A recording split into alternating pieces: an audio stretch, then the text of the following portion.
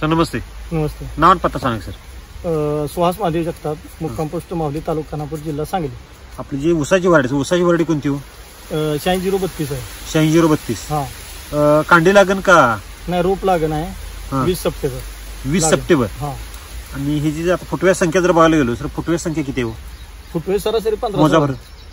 1 2 3 4 5 6 7 8 9 10 11 12 13 14. 14. हा. लागण किती तारखेची म्हणला साहेब? लागण सप्टेंबरच्या 20 तारखेची, थंडीत. सप्टेंबर म्हणजे पूर्ण थंडी. पूर्ण थंडी. आहे की नाही? थंडी कधी चालू होती हो? सप्टेंबर 15 सप्टेंबर पासून चालूच होती. थंडी चालू होती. हो. आणि संपती कितीला? संपते मे महिन्यापर्यंत. जानेवारीपर्यंत थंडी असते. म्हणजे सप्टेंबर, ऑक्टोबर, नोव्हेंबर, डिसेंबर, जानेवारीच्या पहिल्या आठवड्यात थंडी कमी होती. आहे की नाही? बरोबर आहे. तसं बघायला गेलो साहेब, थंडीमध्ये उसाचा फुटवा निघणं म्हणजे एवढी सोपी गोष्ट नाही. बरोबर आहे. आणि साहेब एवढी 15 फुटवे आणि जे काही फुटवे आहेत ते सगळे स्ट्रॉंग आहेत. तर पेऱ्यातलं अंतर मला दाखवा बरं साहेब, किती आहे पेऱ्यातलं अंतर? पेऱ्यातलं सरासरी 21 भर आहे की. आहे की नाही? जाडी बघा बरं साहेब. आणि जाडी सरासरी बरोबर मोठीत म्हणजे सरासरी थोडं कमी बसत. हा बरं साहेब, एवढे फुटवे असताना सुद्धा एवढे म्हणजे सशक्त आहेत सगळे. बरोबर आहे की नाही? हो. तुम्ही शेती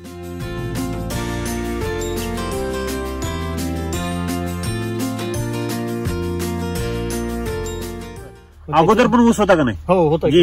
वैदिक वापरण्या अगोदर आपला ऊस होता. हो, होता. आहे की नाही? बरोबर आहे. त्यावेळेला असा ऊस कधी असायचा का? नाही, असं नाहीच ऊस नव्हता. कारण कसं होतं, आपली रान हलकी येते. हा. जरा पाणी कमी पडलं की ऊस म्हणजे असं सुकल्यागत दिसायचा. पाणी कमी पडलं की असं म्हणावं म्हणजे अवरेज बी पडत नव्हतं. बरं, निस्तेज असायचं. आणि आता आपण पाणी तेवढंच वापरतोय, उलट त्याच्यापेक्षा कमी ड्रिपनच आपण. पहिलं आपण भुईपाटानं पाणी देतो. अगोदर भुईपाटानं पाणी असायचं. किती दिवसांनी पाणी द्यायचं आपण? आधी आपण 4 दिवसाला द्यायला लागायचं. 3-4 दिवसांना पाणी लागायचं. पाणी असायचं भुईपाटानं. आणि आता आपण ड्रिपनं देतो. ड्रिपनं आठवड्यातनं लयत लय 1-2 तास. म्हणजे 4 दिवसाचं पाणी गेलं 8 दिवसावर. आणि पाट पाण्याचं पाणी गेलं ड्रिपवर. म्हणजे पाण्याची टक्केवारी किती आली? 25% आली पाणी. आणि खर्च कमी झाला. कशाला? मजुरांना आता समजा दारं धरायचं म्हटलं की मजुरांचा खर्च वाढला. ड्रिपनं कसं आपण 4 तास सोडलं या प्लॉटला, त्या प्लॉटला 4 तास सोडलं की गरगरीत होत होतं. बर. आणि त्याची भूक भागत होती. पण पहिलं कसं पाणी पळून जायचं आणि भिजत होतं. पण 4-4थ्या दिवशी गेला तर तुम्हाला हाडकले.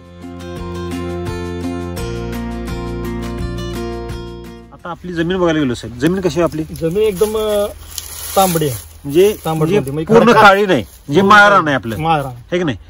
बरं, आपल्या अगोदर ज्यावेळेला आपण ऊस शेती करत होतो त्यावेळेला अवरेज किती पडायचं साहेब?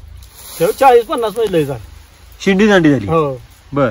ते पण रासायनिक खताचा भरमसाठ साठा, म्हणजे 30-40 हजार रुपये खर्च करायचं. नंतर त्याचं शेणखत वापरत होतो.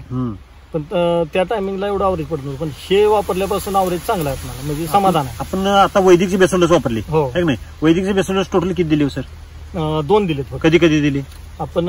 एक बाळभरणी एकदा दिली आणि त्याच्यानंतर मोठ्या भरणीला एक दिला. ज्यावेळेला बाळभरणी करतो त्यावेळेला फुटव्यासाठी करतो. आहे की नाही? लागण केल्यानंतर किती महिन्यानंतर बाळभरणी केली? सरासरी 1.5 महिना. 1.5 महिन्याला. 1.5 महिन्यानंतर 1.5 महिन्या आता वापरण्या अगोदर न वापरण्यानंतर काय बदल झाला जरा? तर फुटवे संख्या, नंतर फुटवा एकसारखा जोमान, मर नाही, काळुकी चांगली आहे, आणि कांडीची जाडी आणि लांबी.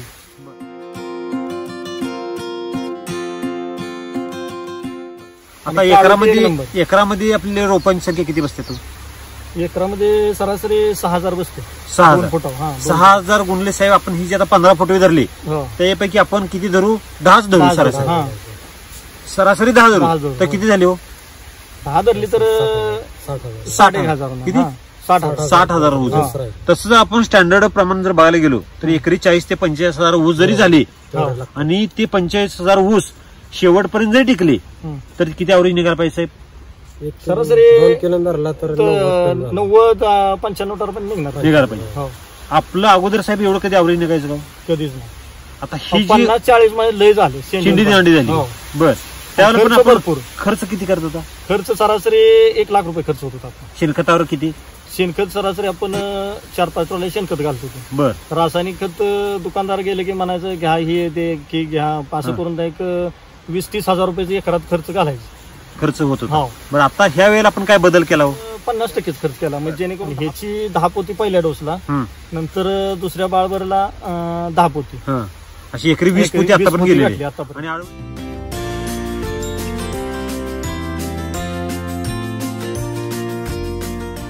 किंवा बेसल डोसची जी ताकद आहे त्यात आपल्याला वेगळं पण काय जाणवलं? वेगळं पण म्हणजे कसं, जे आळवणे आपण म्हणजे देतो त्याच्यापेक्षा जो आपण बेसल डोस दिला त्याच्यात जरा पॉवर जास्त राहते, ताकद राहते. आणि जे आपण आळवणी देणार आहे त्याचं कमी आपटिक करणं हे त्याचं कार्य आहे.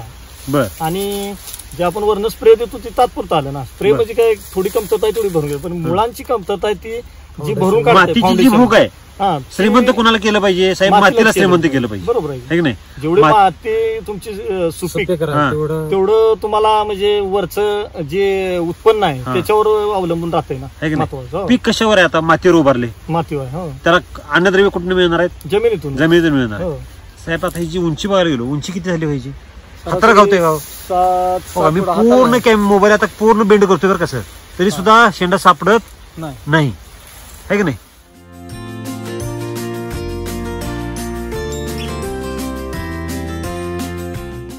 आपल्याकडे गारपीट पण झाली होती ह्या वेळेला. गारपीट मे महिन्यात गारपीट सगळ्यात जास्त मोठी, जवळजवळ नाही म्हणत लिंबूवागत, म्हणजे 5 ते 10 ग्रामची एक गार पडली. केवढी गाडी होती साहेब? मोठी एकदम लिंबू आकाराची गारपीट, म्हणजे आजपर्यंतची सगळ्यात मोठी गारपीट आपल्याकडे झाली. आमच्या जन्म झाल्यास पहिल्यांदाच मी बघितलं एवढी मोठी गारपीट होता गारा, पण कसे एकदम हरभऱ्या छोट्या छोट्या, पण ही खाली पडल्यानंतर लिंबूवागत गाव होती.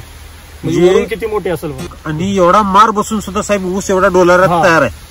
नाही, ते आपण जे डोस वापरला नाही त्याचा मला रिझल्ट छान वाटला. कारण का तर त्या एवढं म्हणजे दुखापत होऊन सुद्धा असं ऊस काय म्हणजे नरमला आहे असं काही डिम पडला असं नाही अजिबात. बर साहेब, ज्याला अगोदर ज्याला तुम्ही म्हणला की लहानपणी एवढ्या बारक्या गारपीट व्हायच्या, त्या बारक्या गारा पडल्यावर सुद्धा ऊस काय व्हायचा? कमजोर व्हायचा, एकदम कमजोर. आणि एकदम पान जे खराब झालेलं ती सळच होत नव्हती. बर. आणि वाढ जी होती ती वाढ थांबत होती. मुळात वर मारा बसला की पूर्ण उसालाच मार बसत, अन्नद्रव्य थांबत होतं. आता किती मोठी, त्याच्या किती पटीने गार पडली असेल? त्याच्या 10 पटीने गार पडली मोठी. हो. आणि किती वेळ होती आणि किती पडली होती? जवळजवळ 5 मिनिटं होती. असं भुईवर असं पसरल्यागत बर्फ पसरल्यागत असं पडलं होतं सगळं. म्हणजे जलमल्यास पहिल्यांदाच मी बघितली अशी गार. आणि ती पण निम्म्या गावात, मायनी आणि माहुलीचा निम्मा टापू, म्हणजे जेणेकरून रस्त्याच्या पलीकडे नाही, रस्त्याच्या अलीकडे इकडूनच असा कचरी वस्ती वगैरे इकडे भरपूर पडला. बर. आमच्यापर्यंत गारा भरपूर होत्या, तरी आम्ही चांगलं व्यवस्थित आहे. माझ्या द्राक्ष बागेला सुद्धा मार बसला. बर. जवळजवळ 2 काड्यापासून काडी कट करावी लागली मला. काडी ती कट करून घ्यावी लागली, द्राक्ष सुद्धा कट करून घ्यावं लागलं. काडीवर मार लागला ना, मार लागला. त्यामुळे ती काडी इथून डॅमेज झाली. डॅमेज झाल्यामुळे तिथं खराब झाल्यामुळे तिथून कट करावी लागली.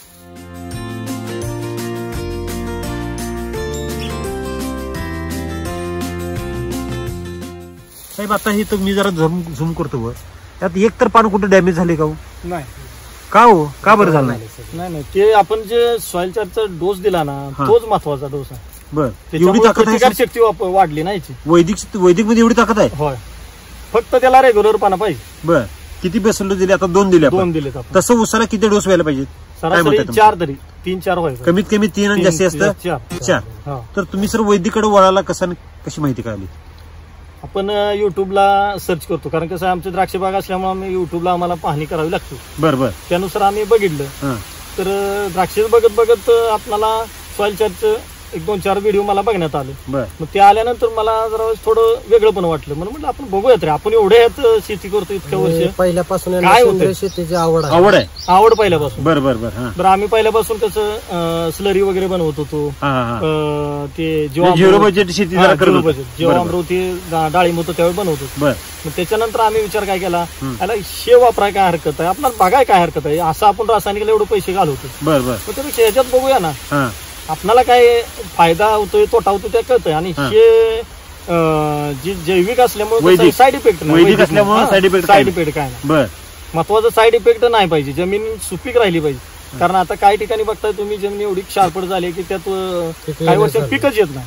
काही वर्षानंतर गवत सुद्धा उगवत नाही, गवत सुद्धा उगवणार, एवढी बिकट अवस्था झाल्या. पण आपलं समाधान आहे याच्यामुळे.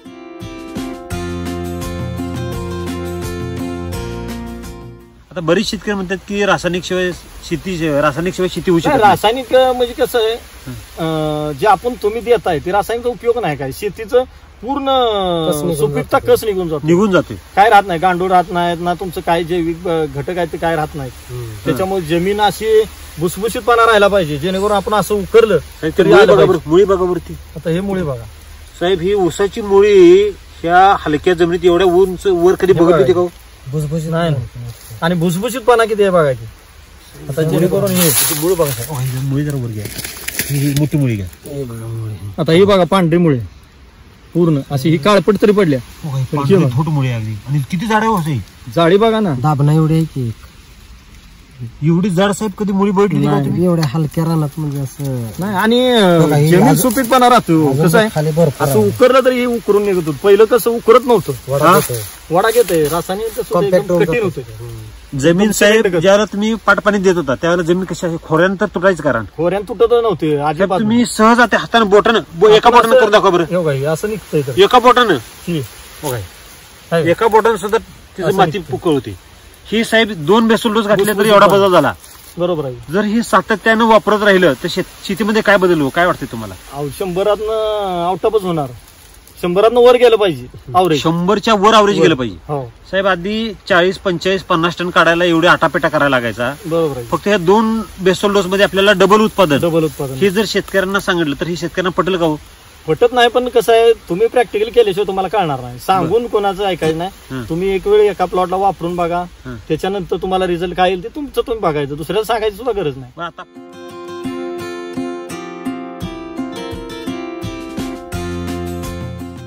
ज्यावेळेला साहेब ती बेसल डोस घालायला कामगार आले होते त्यांची प्रतिक्रिया काय होती? ते म्हटलं एवढं कशाला वापरता, इतकं वापरून परवडतंय का? म्हटलं रासायनिक तुम्ही 10 पोती घालताय, त्यापेक्षा 5 पोती मध्ये नाही ती. म्हटलं 10 गुंठ्याला 5 पोती अर्ध पोत पडलं. आणि रिझल्ट पण त्या मानाने समाधान वाटतं ना. माझं मत कसं असते, खर्च होऊ द्या पण समाधान वाटलं पाहिजे. शेतात गेले की साहेब समाधान वाटलं पाहिजे, प्रत्येकानं म्हटलं पाहिजे की बाबा बस चांगला. असं वाटलं. शेणखत पण नाही, शेणखत अजिबात नाही. आणि पहिल्यांदाच ऊस केलाय ते, मोठं दगड निघालो कसलं असं मोठं दगड एवढ्या खराब जमिनीत ऊस शेती. आणि त्यात आता आपण सरासरी 2-2.25 गुंठ्याला म्हणजे टन अवरेज पाडणार. साहेब, हलका असून ही जी तुमची वक्तव्य जी आहे की नाही, कोल्हापूर जिल्ह्यात सुद्धा मिळत नाही.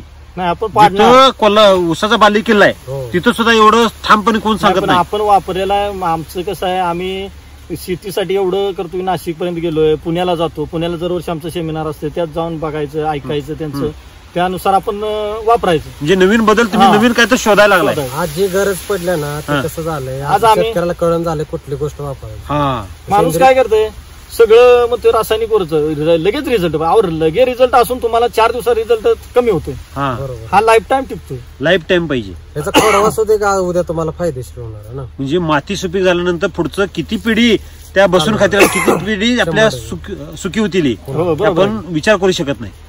आणि जमिनीचा पोत राहतोय महत्वाचा, हे महत्वाचं आहे. कारण रासायनिक कसं होतंय, क्षारफळ जमीन होते, असं पाणी सोडलं तर आता ही पांढरची पोत होत होती जमीन.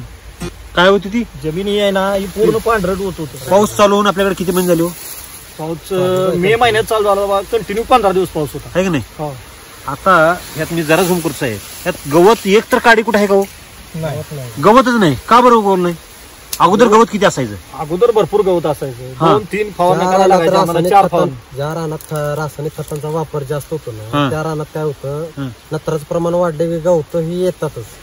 म्हणजे केमिकल हे पिकाचं अन्न नाही, हे तणाचं अन्न आहे. रामसरांनी सांगितलंय, बरोबर की रामसरांनी स्वतः डेमून दाखवलं की त्या ज्या रानामध्ये केमिकल वापरले त्या रानात जो सोयाबीन होता त्याच्यावर, सोयाबीनच्या वर सगळं काय गेलं होतं, गवत गेलं होतं. आणि ज्या प्लॉट मध्ये वैदिक वापरलं होतं त्या प्लॉट मध्ये गवत नव्हतं. तसं आपलं हे सेम झालेलं आहे. साहेब, तवनावर किती खर्च करतात तो ऊस शेतकरी? भरपूर खर्च होतो, तसं नाही म्हटलं 10,000 रुपये खर्च होतो एकराला, कमीत कमी 10,000 रुपये. तोच खर्च आपण काय करायचा, डायव्हर्ट करायचा वैदिकवर. मग जो आपण जो खर्च केला वैदिकवर तो खर्च म्हणायचा का? नाही, गुंतवणूक. आणि मातीवरती अभ्यास झाला ना तो, मातीची लाईफ वाढली तुमची. जे तुम्ही रासायनिक कसं आहे, 20 वर्षात शेती नापिकच होणार, त्याच्यापेक्षा त्याची लाईफ वाढली ना तुमची. 100 वर्ष म्हटलं तर तुमची लाईफ देऊ शकते. उत्पन्न देऊ शकते तुम्हाला. देऊ शकते हो. एवढा जैविक, कॉन्फिडन्स हो. कसं आला साहेब तुम्हाला? कारण आपण वापरलं ना, याचा अभ्यास केला हं. तर त्याच्यानुसार आपल्याला रिझल्ट चांगला आला. इतर शेतकऱ्यांना पण ते माहिती सांगतात की आणि इतरांना सुद्धा मी वापरायला सांगतो ना, रिझल्ट चांगला आहे कारण म्हणून असं. आपण वापरायचं त्याच्यानंतर आपण दुसऱ्याला सांगायचं. आपण होऊन सांगायचं नाही की तू वापर, एक नंबर हा, result आहे. तुम्ही असं वापरा नाही. मग आम्हाला सांगा, हा, मग आम्ही तसलं वापरतो, नाही. असं काय नाही. तसलं केलं की मग हे असं एवढं दिसतच नाही चित्र ना. दिसत नाही. दिसत नाही. हे आता आपला प्लॉट बघायला येणारे जे शेतकरी आहेत त्यांची प्रतिक्रिया काय? समाधान वाटते त्यांना. ते मला विचारतात एवढा खर्च. मी म्हणलं किती खर्च? मी फक्त 20,000 रुपये ते 30,000 रुपये खर्च केलाय म्हणलं. पहिला एकराला? माझा 50,000 रुपये खर्च होत होता, हा म्हणजे खतावर. हा शेणखत पण वेगळं. शेणखत वेगळं आणखी, हा आणि रासायनिक डोसवर आपलं जवळजवळ नाही म्हटलं 40-50,000 जात होते. टोटल खर्च तो वाचला. 70-80,000 रुपये व्हायचा. 70-80,000 होत होता. मी म्हटलं 40-50,000 माझं कव्हर झालं. मेकअप होते. हो, आणि समाधान वाटतं. 50,000 रुपये जरी गेले तरी हे बघितलं की सगळ्यांना समाधान वाटतं. आहे की नाही? ऊस छान आणलाय. आता सगळी इथं वस्तू जी आपली सगळी म्हणतात ना, अरे काय केलं एवढं. बरं, 100 टनाचे आज दर काय चालू आहे साहेब कारखान्याला? आज सरासरी 3,000 रुपये 3,000 रुपये धरू. हा, 3,000 रुपये 100 टनात किती झाली? 3 लाख रुपये. 3 लाख रुपये झाले. हो. खर्च किती केला आपण? 50,000 रुपये धरू. 50,000 रुपये 60,000 धरा. 60,000 रुपये धरू. हो. राहिली किती? 240. 240 राहिले. साहेब, द्राक्ष बागायतदारांना सुद्धा एवढे पैसे शिल्लक राहत. आता आमची बाग आहे, आम्ही करतोय जवळजवळ मी 2003 सालापासून द्राक्ष बाग आहे. हा, गेल्या वर्षी जेवढं आपलं नशिबानं माल भरपूर दरवर्षी निघतो, हा, पण क्वालिटी बनवून सुद्धा रेट नव्हता. हा, 35-40 मध्ये लय झाले. हा. पण आता आपल्याला समाधानकारक हे जे आपण उत्पन्न द्राक्ष बागेत बघत होतो त्याच्यापेक्षा उत्साह 1 नंबर. चांगला आहे. हा, बर, फक्त वेळेत करणं महत्वाचं आहे. वेळेच्या वेळी दिलेलं जर डोस- पोट भरून दिलं साहेब. हा. साहेब, बऱ्यापैकी शेतकरी काय करतात? वैदिक वापरतात, हम्म. परंतु काय देतात त्याला अगदी नाही, काय काय जण कसे करते ते बेसल डोस करायचा, एकदम खत घालायचं 20,000, मी 40,000 खत गाठली. हा. आपण एकदा गाठल्यानंतर परत बघतच नाही ना हा त्याच्यावर. हा हा हा तुम्ही सातत्य ठेवलं पाहिजे. भले 5 किलो सोडा, 10 किलो सोडा, पण ते रेग्युलर पाना पाहिजे. गेलं पाहिजे. हा. हा. कारण म्हणजे- एक जण काय करते, हम्म. मोठी भर घालताना एकदम खत घालते ती. किती? 40,000 डोस. हा. त्याच्यानंतर नुसतं पाणी सोडायचं, बाकी काहीच बघत नाही. बर, त्याला नाही, सॉइल ते चार्जर वगैरे soil सातत्यानं charger ड्रिप वगैरे वगैरे गेलं सातत्यानं पाहिजे. drip मधनं गेलं गेलं पाहिजे. पाहिजे. महत्वाचं ते आहे. हा. त्याच्यानुसार तुम्हाला जी ह्याची काय कमतरता आहे, हा. साखर भरण्याची, कांडीमध्ये अंतर, हा. पेऱ्यामधलं अंतर, जाडी, सगळं तुम्हाला त्याच्यानुसार मिळतंय ना. ऑटोमॅटिक मेंटेन करते, त्याला सेपरेट द्यायची गरज. गरजच नाही. केमिकल मध्ये साहेब कसं आहे, प्रत्येकाला वेगवेगळं आहे. वेगवेगळं फुटव्याला वेगळं, वाढीला वेगळं, जाडीला बरोबर. वेगळं.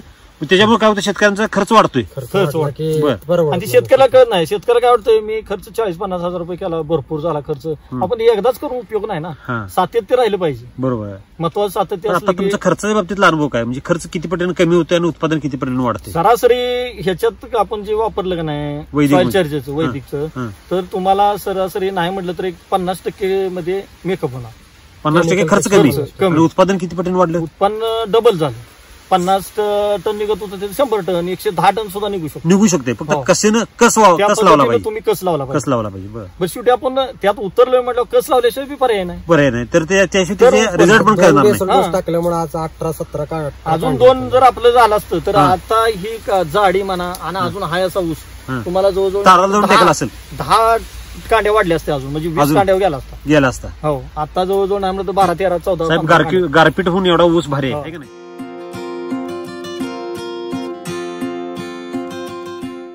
तर आपल्या बरोबर. भागातले जे काही शेतकरी आता आपल्या सांगली, कोल्हापूर जिल्ह्यात बऱ्यापैकी 70-80% हे ऊस शेतकरी हो, करत आहे की नाही? 90% शेती आता ऊसावच झाल्या प्रत्येक जण. गॅरंटेड उत्पादन Guaranteed देणारं उत्पन्न पीक देणारं. कुठलं तर ऊस. हो, ऊस शेतकऱ्यांना तुम्ही काय संदेश द्याल? त्यांनी पण माझं मत आहे की वर वळावं, हा, जेणेकरून जे त्यांचा डोस आहेत 4, हा. जे पहिल्या लागणीपासून परत नंतर बाळभर, मोठी भर आणि बुडपाला काढल्यानंतर. बुडपाला जसं काढल्यानंतर आपण एक लहान मुलांना कसा डोस देतो तेवढा त्याला डोस त्याला योग्य आहे. हा, तरुणपणात केवढा डोस द्यायचा तेवढा त्याला डोस आहे. बरोबर बरोबर. म्हातारा वय म्हणजे मॅच्युरिटी असेल त्यावेळेला किती डोस पाहिजे, त्याची रिक्वायरमेंट काय आहे. त्या हिशोबाने ते तेवढा केलं. डोस दिला तर ते बरोबर त्याची चाल त्याची चालू राहते. पण त्या वेळेत दिला एकदम पाहिजे. 40,000 पण द्यायचं हा. नाही ना की 10-5,000 म्हणजे दिवसात एकदाच जेवण्यापेक्षा सकाळ दुपार संध्याकाळ 3 टाइम जेवल्यावर चालेल. एकदा याचं कारण तेच ते आहे. कसं होतं, हा. माणसं काय विचार करते मी 50,000 रुपये डोस घातला. आपण एकदा घालून उपयोग आहे का? जसं वैदिक शेतीमध्ये काय सांगितले 4 डोस, हा. ते 4 डोस द्या. तुम्हाला 100% तुम्ही व्यवस्थित केलं हा. तर 100 ज्यादा निघू शकता. 100% मी गॅरंटी देतो. तुम्ही गॅरंटी द्या. हो, फक्त त्या पद्धतीने वापर, म्हणजे शेड्यूल प्रमाणात म्हणा, हा. त्यांचं फवारणी जे म्हणा, फवारणी बेसल आहे डोस त्या, म्हणा. ती बेसल डोस आहे त्या सगळा. पद्धतीने केलं पाहिजे. हा, आणि मातीवरती चार काम आळू. करणं महत्वाचं आहे. मातीवरती काम करणं. महत्वाचं माती तुमची मातीचा रोल मुळी. किती टक्के असं वाटते तुम्हाला? हा? मातीचा रोल किती टक्के असं वाटते? जवळजवळ 70-80% 80% मातीचा रोल आहे हो. आणि 20% 20% बाकीच आहे. बाकी सगळं व्यवस्थापन म्हणा, फवारणी म्हणा. शेवटी कसं आहे, माणसाचं कसं शरीरात तुमचं व्यवस्थित पोट हे असलं तरच पोट भरलं तरच चालणार आहे इंजिन. चालू. हा. प्रतिकारशक्ती महत्वाची झाली. सर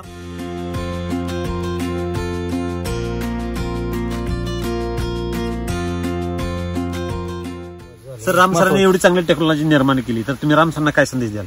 नाही, समाधान आहे. आम्ही त्यांनी जे आपणाला हे जे सहकार्य केलं, हं, म्हणजे जे शेतकऱ्यांसाठी त्यांनी जे योगदान दिले, टेक्नॉलॉजी निर्माण केली, टेक्नॉलॉजी निर्माण केली का नाही, ती एक नंबर आहे. आपला 100% आम्ही समाधान आहे. आहे की नाही? हो, समाधान तर आहे. ही टेक्नॉलॉजी सर प्रत्येक शेतकऱ्याच्या दारात गेली, वापरलीच प्रत्येक पाहिजे. शेतकऱ्यांनी जर वापरली तर काय होईल हो? काय वाटतं तुम्हाला?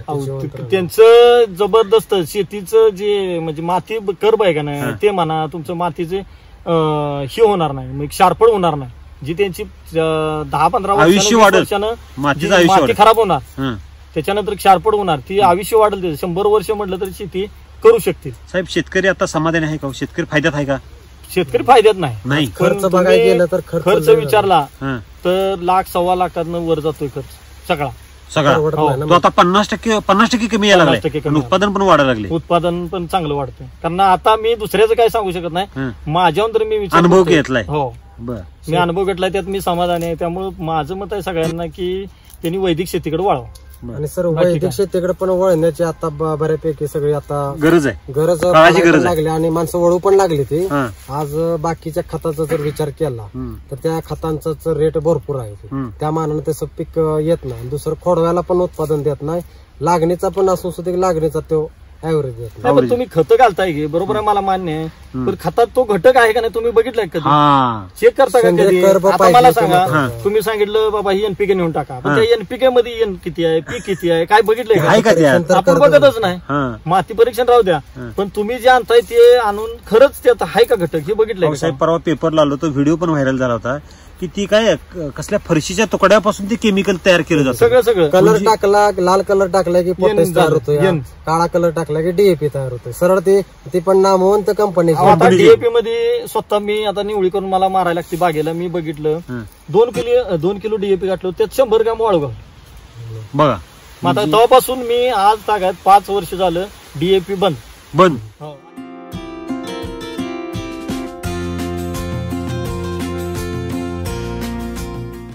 बरं तुम्हाला मार्गदर्शन करून घेतो सर. मार्गदर्शन आपले शिंदे शिंदे साहेब. साहेब नमस्ते. नमस्ते. तुमचं नाव आणि पत्ता सांगा सर. माझं नाव विरल शिंदे. हं. माझं माहिती सेवा केंद्र आहे, माहुली येथे आहे. हं. आता ऊस बघतोय सर आपण आपल्या भागात, तर ऊस शेतकरी तर जबरदस्त आहेत नाही, हो. तर ऊस बघून काय वाटतं? ऊसाचं प्रत्येकाला ही असा ऊस असला हां. तरच आज शेती करण्यात मजा आहे. मजा आहे. हां. नाहीतर तुम्ही जर 40 टन 50 टन जर शेती करत बसला त्या ऍव्हरेज न हां. शेती शेती परवडत परवडणार नाही. मग ती स्वतःच्या शेतात जर आपल्यासारखं झालं मग ते कामाला गेलेलं बरं नाही. बर. त्यामुळे ऊसावरती मातीवर काम करा, हं.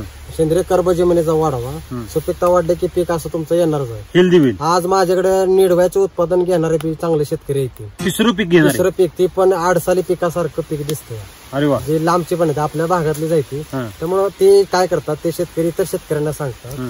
आणि ते शेतकरी आपल्याकडनं डोस वगैरे म्हणजे घेऊन शेतकरी जातात. शेतकऱ्याला प्रचार करावा प्रचार लागेल. का करतात. बरं? या शेतकऱ्यांनी काय केलं, आपला अडचण आहे की बर. तिसरं नेडू आहे, नेडू. बर साहेब, तुम्ही इतर शेतकऱ्यांना का बरं सांगता वैदिक वापरा म्हणून? नाही, आपल्याला रिझल्ट आला, आमचं कसं महत्व असतं, सगळ्याला संघ घेऊन जायचं, आपण पण श्रीमंत व्हावं, दुसऱ्याला पण श्रीमंत दुसऱ्याला झालं. पण समाधानी राहू. हं. त्यासाठी मी सगळ्यांना सल्ला देतो. माझ्या सल्ल्यातून भरपूर जणांनी वापरलेला आहे, हं. त्यांचा पण रिझल्ट ओके म्हणून आलाय.